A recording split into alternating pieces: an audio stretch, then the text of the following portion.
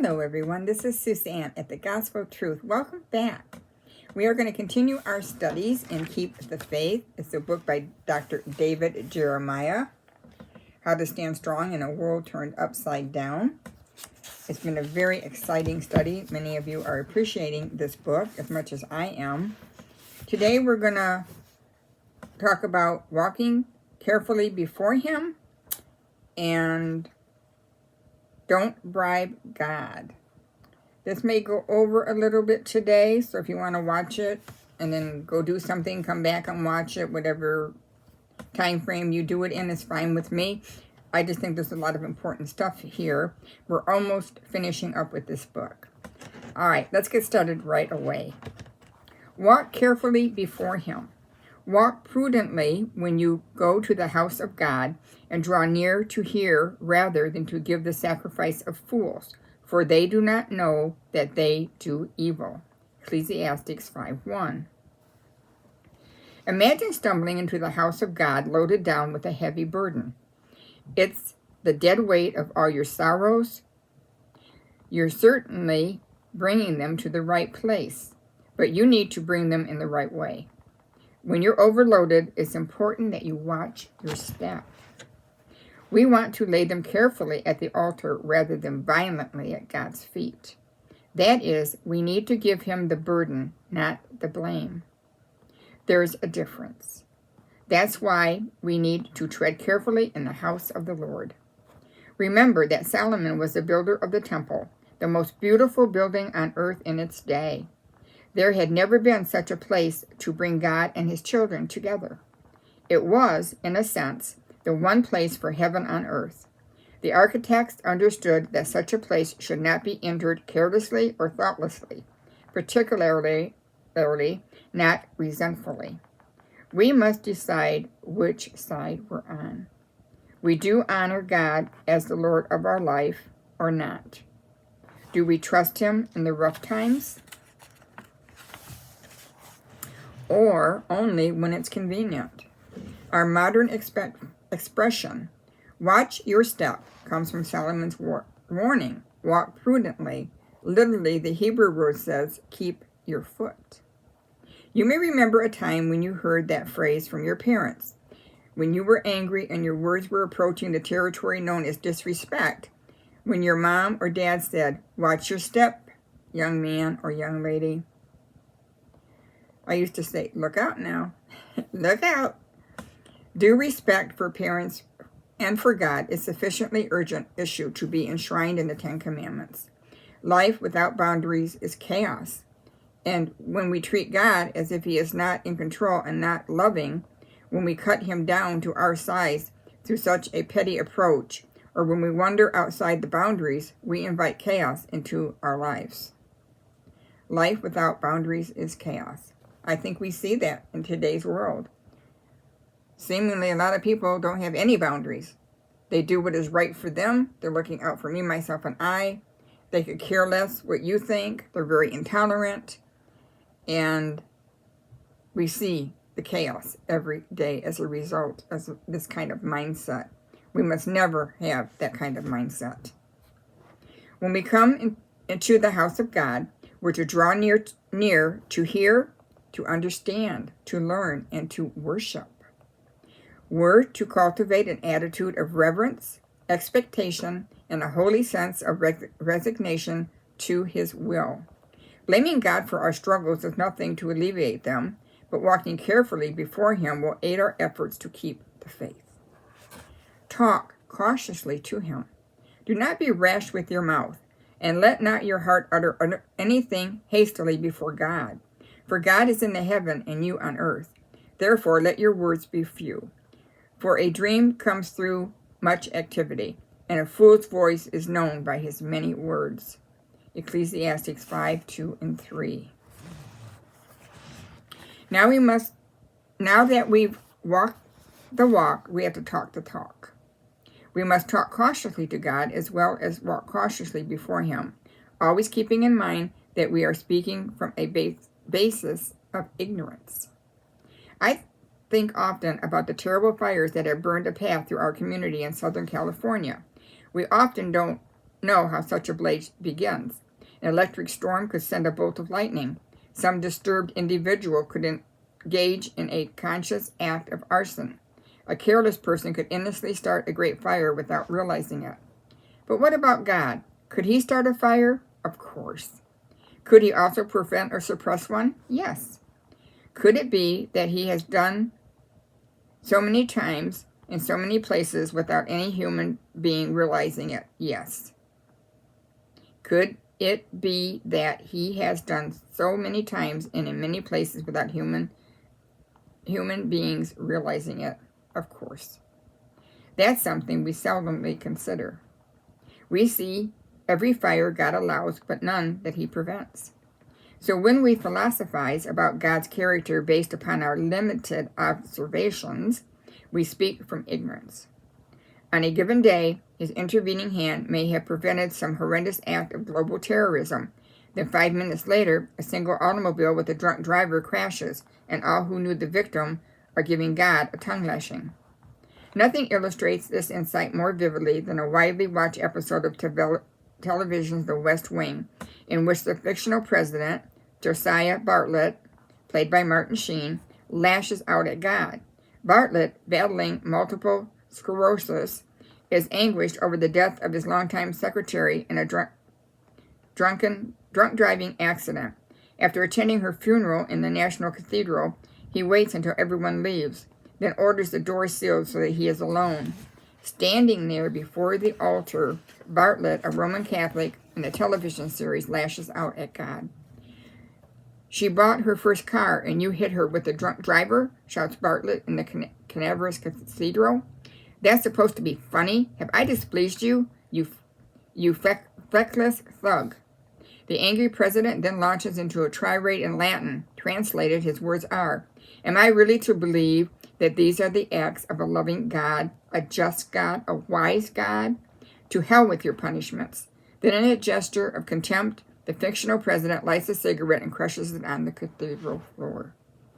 The reaction of viewers was predictable. While some were shocked at Bartlet's anger and blasphemous words, others commended him for his expression of brutal honesty and for representing thousands of people in his anger toward God. Solomon would feel differently. He reminded us that God knows the time and appointed season of every life. He counts the very hairs on your head, and a sparrow doesn't plummet to earth without his awareness. As Jesus told us, you are of more value than many sparrows. Moreover, God knows every implication of every event, positive, negative, or neutral. We live in the goldfish bowl of time and space with all the limitations imposed by the habitation. God is outside that bowl entirely, and he sees past, present, future, and all across every inch of his creation simultaneously. We can't wrap our minds around that anyone more than a goldfish could understand a map of your country. Seeing, hearing, knowing, and planning all things, and based upon his own mysterious purposes. God governs the affairs of this planet. There will be a time for intervening and a time to refrain from intervening. To feel angry and frustrated is human, but to chastise God is to make a cosmic spectacle of our own folly in the presence of the Alpha and the Omega, the King of Kings, who loves us so much that he bears the nail marks in his hands, in the presence of the seraphim and cherubim, and all the heavenly realm. Solomon considered us to be men and women of few words. Solomon counseled us to be men and women of few words. For the mark of a fool is his airy gust of restless speech. Reminds me of Kamala Harris. Oh, I'm bad, I know. Yeah, let's move on. Verse 3 is difficult to translate, but Solomon seemed to say that a fool babbles on relentlessly, like a man who has had a very busy day and experiences dream after dream all night long. And we do sleep better when we don't dwell on our short-sighted grievances against the loving Father. A lot of truth in this, isn't it? We grumble, we complain, we plead with God, and what we should be doing is trying to understand, seek out the truth, really study to really get to know our God, who he is, how he operates. we will be much better as Christians if we do that. Don't bribe God. When you make a vow to God, do not delay to pay it, for he has no pleasure in fools. Pay what you have vowed. Better not to vow than to vow and not pay.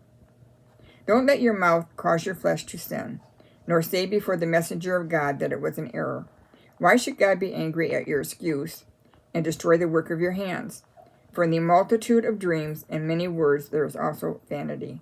But fear God. Ecclesiastes 5, 4-7. As a troubled young man walked through a field in Germany, a terrible electrical storm filled the sky. A lightning bolt struck a nearby tree, and he instantly took it as a sign from God. "Help me," cried the young man, "and I will become a monk." Then suddenly, that sudden vow changed the life of Martin Luther. As mentioned in a previous chapter, another young man, a disreputable character named John Newton, made a similar promise to God in the middle of a deadly storm at sea. "Help me," he prayed, "and I will change my life." Out of that prayer came a gradual transformation that led Newton into the ministry and made him a world-class chemist, the author of Amazing Grace. There are times when God uses a storm or crisis to awaken us, and we make life-changing vows and commitments to him. The problem is that most of us are quicker to make a commitment than we are to keep it. If we're honest, I think most of us have done that. We live in an age of half-hearted vows and ill-kept promises. If every single person kept the promises they made to God in a pinch, then the world would be swarming with the millions of missionaries. We sometimes call this foxhole Christianity. It's the ultimate expression of using God. Bargaining with God is an extremely questionable activity, generally one to be avoided. But if you do not put yourself on the line, don't even think about not making good, for God is not mocked. What is vowed before him is binding, just as he is bound by his many promises in the scriptures. Solomon taught us that vows are serious. They are lasting and in the eyes of God, not subject to, on second thought, revocations. I love what David did in the Psalms as he thought about a vow he made to God. "I will go into your house with burnt offerings. I will pay you my vows, which my lips have uttered, and my mouth has spoken when I was in trouble." We don't know exactly what kind of trouble David was in, but whatever it was, God apparently got him out of it. And in the process, David made a vow to God. Vows were not uncommon in the Old Testament, nor was breaking them. Otherwise, Solomon wouldn't have warned against it, nor would Jesus have commented on it when bringing a spiritual perspective to what had become a Pharisaical tradition surrounding the Mosaic Law. But David kept the vow he made to God. Eva J. Alexander was born to believing Christian parents in India and was born again at age 12 during a Billy Graham meeting. In 1963, she married R.D. Alexander, and the two took positions with the government of India. Eva's job exposed her to the plight of women in her country, and she began speaking out against their status and suffering. For a while, she became so socially active that her spiritual life suffered. Politics became more important than her faith. But the Lord sent a serious illness that brought her to her knees, where she made a solemn vow before the Lord. As she hovered near death in the hospital, she prayed, "God, if you're real, do not allow me to die. I will serve you." Eva ultimately recovered from her illness. When she returned home, she began reading her Bible again. 2 words in Matthew 12:31 tore through her mind like a torpedo. The words, "and harlots," Jesus said. "Tax collectors and harlots enter the kingdom of God before you." Emphasis added. Our Lord wanted to bring harlots into his kingdom. A week later, a nearby pastor told Eva of a prostitute who had run away from the brothels, and he asked Eva to provide a room for her. "I can't," Eva said. "You keep her." Eva had a husband and 4 children at home, including 2 teenage sons. But once again, the Lord brought Matthew 12:31 to mind, and Eva relented. Her family was aghast. "What is this? You're turning our house into a brothel?" But their attitude soon changed, and they accepted this ministry as coming from God. Other girls began showing up, and the Alexander home became a rehabilitation center. Police officers in prisons referred troubled women to Eva, with up to 15 women living in the Alexander home at any one time. The Alexanders provided medical treatment, job training, and a strong gospel witness. As a result of her new vow made to God when she was near death, Eva started a home for the children of prostitutes. In this home, countless children ages 12 months to 13 years have found refuge. Her husband and children joined her work, and spurred on by the passage in Matthew, they have brought many souls into the kingdom of God. See what a missed opportunity that would have been if she didn't rethink things, back up a little bit, and say, wow, I need to be doing this. And look what happened. We've seen it throughout church history. A promise to God, honored by the one who made it, can lead to a touch of heaven on earth. But a vow in danger of being broken is an idea that should make us shudder with fear. At this moment, when the flames are at the door, a vow comes easily to the lips. But tomorrow, when a cool rain drives calamity from memory, it's too easy to double-cross God. The soul implications could be far worse than the original danger that brought the vow. My recommendation? Keep your mouth shut when your back is to the wall, and keep faith with God. Then keep on keeping on. That's the only vow he's really looking for.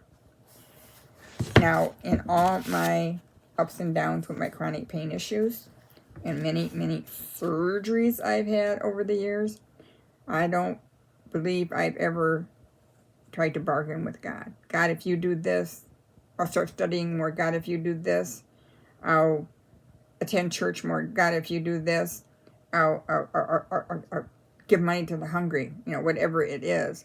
Sometimes in our desperation, we don't know what we're saying, and it can get us into trouble.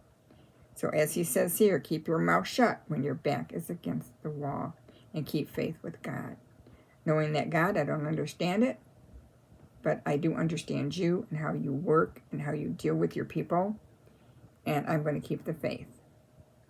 I don't need to bargain with God. God doesn't like that. And I need to increase my prayer life. Get busy. For me, it's doing some of the YouTube stuff here that I do on this channel. It keeps me stronger in the Lord. It helps me remember my Bible study. I have got a lot of books. You just ask my husband. Every time I get a book, he says, oh, another book. I usually get very, very good deals on them. But I do enjoy a good book with good encouragement in it. That sometimes these people have a way of putting things that are more easily to understood. Something said in a different way can click with different people. And, of course, the Bible is the number one resource to go to. And like I mentioned the other day, with all the concordances that are out there and the ways to look up scriptures on any topic, you get a whole mountain full of scriptures on pain, suffering, patience, you name it. You'll be a long time reading all those scriptures. But we don't just read them, we study them, and we take them to heart. All right, everyone, I hope you've enjoyed today's lesson. Now, the next one that we do, chapter 8, Dr. David Jeremiah is going to talk about his battle with some of his illnesses and what happened to him. And then he's going to share with us how life is difficult, 5 principles to remember, and probably by the end of next week we'll be finished with this wonderful book. All right, you all have a nice evening. It's Friday. It's probably 5:15 about now. Ron and I did go to physical therapy today. We had a really good session. I'm not as in much pain right now, so today things are looking up. So I'll take that, right? I'll take that, and I'll know God is by my side when I don't have great days, and that I don't have to understand it. I have to trust God. All right, everyone, you take care. You have a blessed evening. Lord willing, I might come on tomorrow. I'm going to be home all day anyway. I'm not got any big plans for over the weekend. We're excited. We're going to be getting a new used dresser from where my daughter works. I got a beautiful dresser. When I get it, I'll take pictures of it and show it to you. It is gorgeous, and we got it for $80. We're giving our old dresser to our neighbor. I remember way back when I was young how I would get different furniture from people. It may not have been in the best of shape, but it was better than what I had, or I didn't have any, and I was thankful for it. So I'm really glad that they can use it, and it's a nice dresser. It's got a few marks here and there on it, but it's a good solid dresser, so I know that they'll enjoy that. All right, everyone, you take care. Bye for now.